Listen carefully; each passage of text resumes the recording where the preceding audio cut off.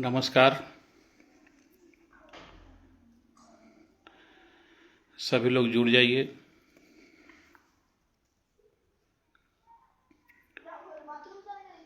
अभी आप लोगों के बीच में कटरा धनौर के रहने वाले कमलेश साहनी, जिसकी हत्या बेनीबाद थाना अंतर्गत रमौली गांव में दबंगों के द्वारा एक समूह बनाकर कर दी गई, उन्हीं सब बातों को लेकर आप सबों के बीच में लाइव हूँ। जैसा आप सबको ज्ञात होगा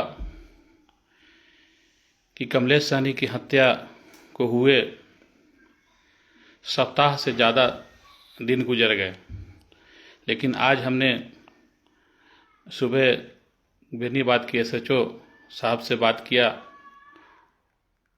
तो उन्होंने केस के डिटेल के रूप में मुझे बताया कि अभी तक 8 लोगों की गिरफ्तारी हो चुकी है, जबकि नामजद अभियुक्त 13 लोग हैं और अन्य लोगों में और से लोगों का नाम है। साथियों और समाज के वरिष्ठ जनों से मेरा यह कहना है कि जिस व्यक्ति की हत्या हुई, जो भी समाज के जनप्रतिनिधिगण, समाज सेवीगण, युवा क्रांतिकारी भाई लोग उनके घर गए होंगे तो सबको ज्ञात होगा कि वो व्यक्ति बिल्कुल निर्दोष था, निर्धन था, बेसहारा था और अपने पीछे जिस परिवार को वो छोड़ के गया है, एक छोटा सा अबोध बच्चा है और एक माँ है जो बिल्कुल बेसहारा है। आज लाइव में कुछ विशेष बात के लेके समाज के बीच में आया हूँ कि मैं 1 से 2 दिन पहले RJD के एक मुस्लिम समाज से आने वाले MLC हैं, कारी शोएब नाम है उनका, और एक और मुस्लिम समाज के ही विधायक हैं और ओवैसी जी की पार्टी के विधायक और प्रदेश अध्यक्ष भी है। उनको मैंने सदन में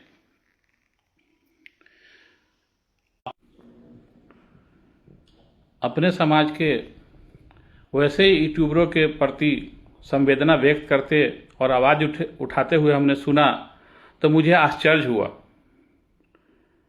जो लड़का, जो यूट्यूबर जिसकी बात उन्होंने सदन में कहा कि उसके ऊपर घर के ऊपर गोलीबारी हुई है, वह ऐसा लड़का है जो समाज में अभद्रता का सीमा पार करता है।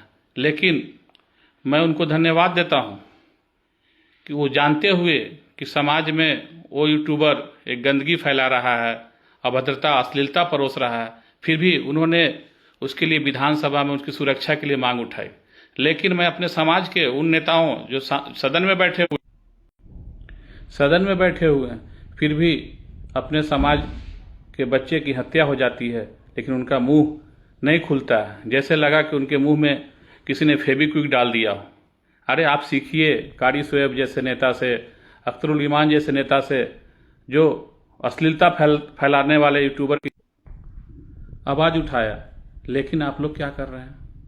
आप सिर्फ समाज के बीच में जाके माला पहनते हैं। जब आपके समाज के बच्चे, समाज के भाई की हत्या होती है तो आप लोग अलग अलग जाके प्रोग्राम में शामिल होते, लेकिन समाज की आवाज़ नहीं उठाते हैं।